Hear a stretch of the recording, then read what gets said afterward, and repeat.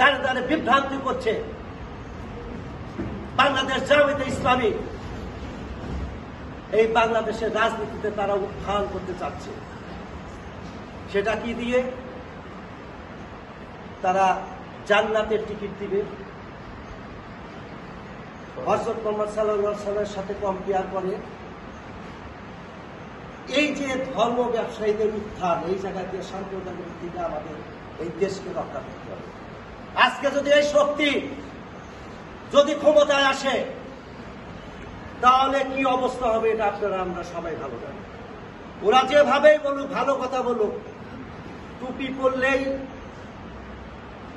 বেচতে যাওয়া যায় না, দাড়ি রাখলে বেচতেও যাওয়া যায় না। মুসলমানদের 5টা জিনিস আমাদের করতে হবে, নামাজ, রোজা, হজ, যাকাত, এগুলো আমাদের ধর্মে। আপনাদের ধর্মে ওই রকমই আছে, কিন্তু আমরা কিন্তু কোনো জায়গায় যে ধর্মকে বিক্রি করে ভোট চাচ্ছি না। আমরা কি চাচ্ছি? আমরা চাচ্ছি এই শক্তিটাকে মোকাবেলা করতে। কেন মোকাবেলা করতে হবে? তারা যদি কোনো সময় কোনো ছলে বলে কৌশলে যদি ক্ষমতায় আসতে পারে তাহলে এই দেশের সার্বভৌমত্ব রক্ষা করা কঠিন হয়ে যাবে, মানুষের ঘরে ঘুম পাড়া হারাম হয়ে যাবে। তাই আপনাদের এই টাকা, আজকে আমরা ছোটবেলা থেকে অনেক বক্তায় বলে গেছেন, ছোটবেলা থেকেই আমরা একসঙ্গে মানুষ হয়েছি। আবার আমাদের কারণে অর্থাৎ আমাদের ছোটদের কারণে আপনাদের মনে কষ্ট লাগতে পারে, কারণ আমাদের সবাই যে ভালো তা না, আমাদের ভিতরে অনেক খারাপ লোক আছে না? তারা হয়তো বা আপনাদের সাথে কোনো সময় যদি কোনো অন্যায় করে থাকে সেই দিকে লক্ষ্য রেখে আমি আপনাদের কাছে ক্ষমা প্রার্থী। যদি কোনো সময় কোনো মনে দুঃখ দিয়ে থাকে তার পক্ষ থেকে আমি জেলা বিএনপির পক্ষ থেকে এবং ইকবাল হাসান মাহমুদের পক্ষ থেকে আমি ক্ষমা প্রার্থী।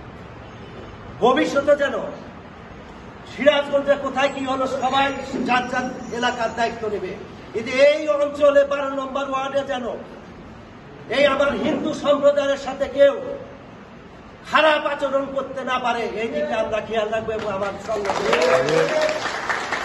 আর যদি কেউ করে থাকে করবে, আপনাদের সে যত বড় শক্তিশালী হোক তাকে আমরা প্রতি হবে, আমরা সবাই ঐক্যবদ্ধভাবে। কিন্তু এটা আমরা মিথ্যা আশ্বাস না। ইতিমধ্যেই দেশটার তারেক রহমান আপনাদের সামনে 31 দফা দিয়েছে।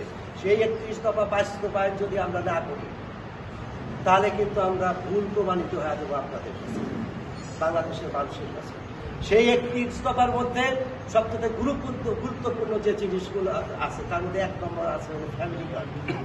আমরা ক্ষমতায় গেলে ফ্যামিলি কার্ড সিস্টেম করবো। সেটা আমাদের অনেকেই মা বোনেরা, আমরা যারা পুরুষ মানুষ তারা হয়তো মা বোনদের দেখতে চাই না।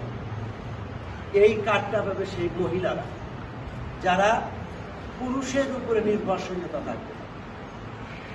এই জন্য আমাদের তারেক রহমান এই ফ্যামিলি কার্ড সিস্টেম চালু করবে যদি ক্ষমতা আসে। তাই আপনাদের কাছে অনুরোধ থাকবে, আগামী দিনে ধানের শীষের ভোট আপনাদের কাছে আমরা প্রার্থনা করি। কেন করি?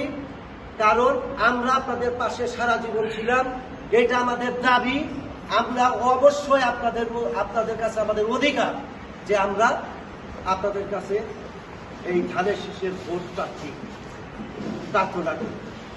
তাই আগামী দিনে ফেব্রুয়ারি মাসে নির্বাচন, সেই আসন্ন নির্বাচনে আপনারা সবাই মিলে কাঁধে কাঁধ মিলে আমরা সবাই একসঙ্গে ধানের শীষে ভোট দিব এবং আপনারা আমাদের জন্য দোয়া করবেন। আমরা যারা এই অঞ্চলে, আমরা সিরাজগঞ্জের নেতৃত্ব দেবো, আমরা যারা স্থানীয়ভাবে এই অঞ্চলের নেতৃত্ব দিই, আমরা যেন সবসময় আপনাদের সুখে দুঃখে পাশে থেকে পারি, এই আহ্বান জানিয়ে আমি আমার বক্তব্য শেষ করছি।